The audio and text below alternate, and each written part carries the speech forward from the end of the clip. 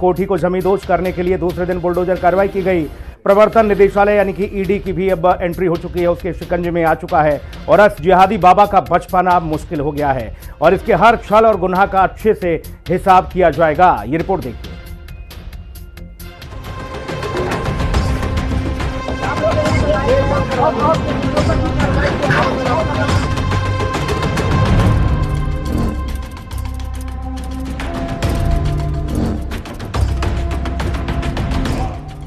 छांगुर बाबा का बचना मुश्किल ही नहीं, नामुमकिन। बाबा की आलीशान कोठी पर दूसरे दिन भी एक्शन। मिट्टी में मिला 100 करोड़ रुपए का बाबा का किला। बाबा के बुलडोजर के गरजने का जारी है सिलसिला। हिंदू लड़कियों को प्रेम जाल में फंसाकर या डरा धमकाकर धर्मांतरण कराने वाले उतरौला के मधुपुर गांव में जलालुद्दीन उर्फ छांगुर बाबा की कोठी पर बुलडोजर एक्शन जारी है। मंगलवार सुबह करीब 10:30 बजे प्रशासन ने सरकारी जमीन पर कब्जा कर साल 2022 में बनाई गई इस कोठी के हिस्से पर बुलडोजर चला दिया। बुधवार को भी कार्रवाई इसी तरह से जारी रही। कई थानों की फोर्स और बुलडोजर लगाकर कार्रवाई की गई। मकान का जितना हिस्सा सरकारी बंजर जमीन पर बना हुआ था उसे जमींदोज किया गया। लगातार यहाँ पर बुलडोजर एक्शन हो रहा है और आप देख सकते हैं तस्वीरों में कि किस तरह से उसके जो निर्माण थे उसको गिराया जा रहा है।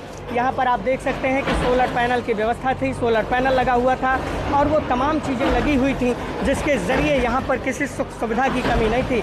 योगी आदित्यनाथ ने लगातार जो है इस बाबत जो है कहा है, अपने अधिकारियों से वो मॉनिटरिंग कर रहे हैं और अधिकारियों को ये संदेश दिया है कि जो छांगुर बाबा और जलालुद्दीन है उसके ऊपर इतनी कड़ी कार्रवाई की जाए कि ये लोगों के लिए नज़ीर बन सके। देख सकते हैं कि किस तरह से छांगुर बाबा ने इन तमाम चीज़ों को करते हुए जो है ये चीज़ें की थी। आप देखिए यहाँ पर सीसीटीवी कैमरे लगे हुए हैं, यहाँ पर सीसीटीवी कैमरे के डीवीआर लगे हुए हैं। आप जब सामने यहाँ पर लॉबी में एंटर करते हैं तो यहाँ पर आप देख सकते हैं कि सीसीटीवी कैमरा लैश पूरी तरह से और तमाम चीज़ें यहाँ पर जो है उपस्थित हैं। किसी सुख सुविधा की कोई कमी नहीं है। अगर हम आपको बाबा की लॉबी में ले चलें, बाबा के वॉशिंग एरिया में ले चलें तो यहाँ पर भी तमाम चीज़ें ऐसी दिखाई देंगी। ये एक और वॉशरूम है, यहाँ पर आप देख सकते हैं कि ये वॉशरूम जो है कितना लग्जूरियस बनाया गया था। इसके साथ ही ये वॉशिंग एरिया है जहाँ पर बाबा अपने लोगों के कपड़े वगैरह इत्यादि धुलवाया करता था। मंगलवार सुबह कार्रवाई की शुरुआत गैस कटर से मुख्य गेट का ताला काटने से हुई, जिसके बाद परिसर में अधिकारियों ने प्रवेश किया। जलालुद्दीन के साथ रहने वाली नीतू नवीन रोहरा उर्फ नसरीन के नाम पर दर्ज करीब 12 करोड़ रुपए की लागत से 3 बीघे जमीन में बनी 40 कमरों वाली कोठी को गिराने के लिए पहले 3 बुलडोजर लगाए गए, लेकिन अधिक समय लगता देख 7 बुलडोजर और मंगा लिए गए। ये पूरा परिसर करीब 11 बीघा जमीन में बना है, जिसमें डिग्री कॉलेज का भी निर्माण कराया जा रहा है।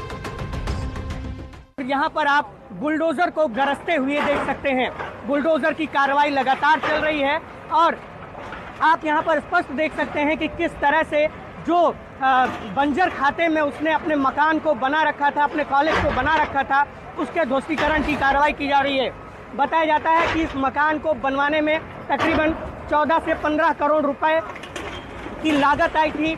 इसे पूरा सोलर सिस्टम से लैस किया गया था और इसमें तमाम वो चीज़ें की गई थी जिसके ज़रिए जो है तमाम ये चीज़ें आज चल रही हैं। आप देख सकते हैं कि किस तरह से ये बुलडोज़र की कार्रवाई जो है अभी यहाँ पर जारी है और किस तरह से बुलडोज़र लगातार गरज रहा है। योगी आदित्यनाथ ट्वीट करते हुए कहा था कि जो छांगुर बाबा है बलरामपुर का, जलालुद्दीन जो है उसके ऊपर इतनी कड़ी कार्रवाई की जाएगी कि उसकी 7 पुश्तें याद रखेंगी। तो योगी आदित्यनाथ जो कहते हैं वो करके दिखलाते हैं और शायद इसी का ये नतीजा है कि इस कदर यहाँ पर बुलडोज़र एक्शन चल रहा है और इस कदर यहाँ पर वो तमाम चीज़ें घटित हो रही हैं। छांगुर बाबा के करीबी और परिवार के सदस्यों ने सोमवार रात में करीब 11:30 बजे ही कोठी खाली कर दी थी। इस कार्रवाई के दौरान मुख्यमंत्री योगी आदित्यनाथ ने एक्स पर अपनी पोस्ट में कड़ा संदेश दिया और उन्होंने लिखा कि राज्य में शांति, सौहार्द और महिलाओं की सुरक्षा को भंग करने वालों के लिए कोई स्थान नहीं है। हमारी सरकार बहन बेटियों की गरिमा और सुरक्षा के प्रति पूर्णतः प्रतिबद्ध है।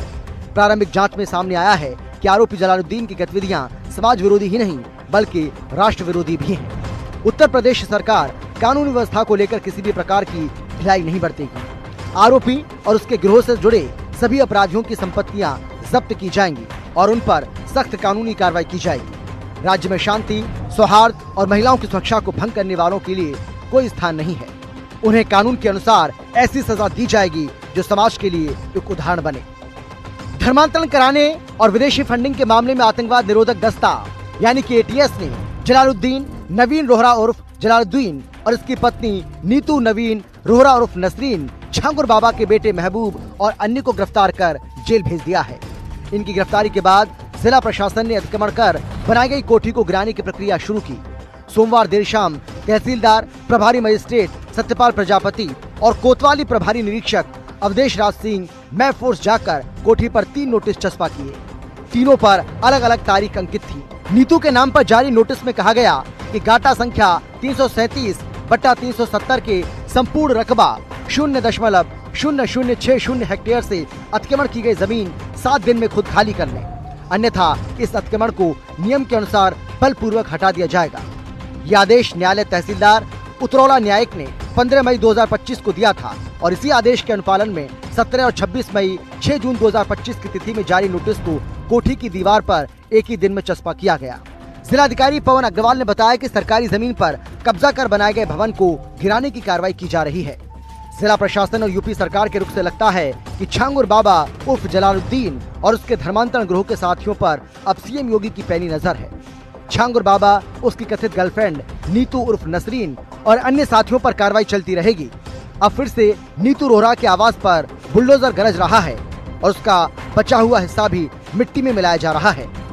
जल्दी मामले में बाकी आरोपियों के अवैध आशियानों पर भी बाबा का बुलडोजर गरज सकता है।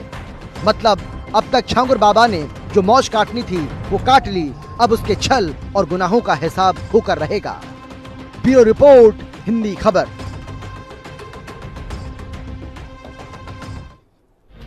तो झांगुर सूत्रधार है और नसरीन राजदार।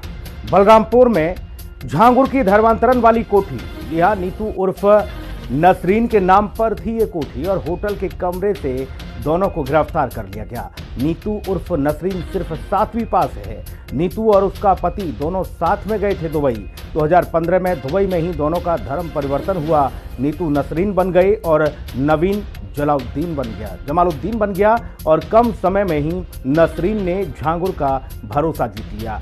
लड़कियों के ब्रेन वॉश की जिम्मेदारी नसरीन की ही थी। जी हाँ, तो नसरीन की ही जिम्मेदारी थी कि वो किस तरह से ब्रेन वॉश करे और अब नसरीन बनी रैकेट की मास्टरमाइंड। ATS की जांच में नसरीन को लेकर खुलासा हुआ है। नसरीन पहले हिंदू लड़कियों से दोस्ती करती थी और गरीब लड़कियों को मदद का भरोसा देती थी। नसरीन ही लड़कियों को झांगुर से मिलवाती थी। मुसलमान बनने उसकी जिंदगी बदलने का वो झांसा देती थी और नसरीन पूरे परिवार को टारगेट करती थी और कहती थी कि जिंदगी बहुत जन्नत की तरह हो जाएगी अगर आप धर्म परिवर्तन करेंगे। कुछ इस तरह से ब्रेन वॉश करती थी कि लोग इसके झांसे में आ जाते थे और लड़कियों को, नाबालिग लड़कियों को ये टारगेट करती थी, पूरे परिवार को अपने चंगुल में लेकर रखती थी। तो झांगुर जलालुद्दीन पर बुलडोजर एक्शन क्यों हुआ है? गाटा संख्या 333/370 की जमीन पर बनी है कोठी। नीतू नवीन अरोड़ा के नाम से है ये जमीन की पैमाइश के बाद बुलडोजर की कार्रवाई की गई है।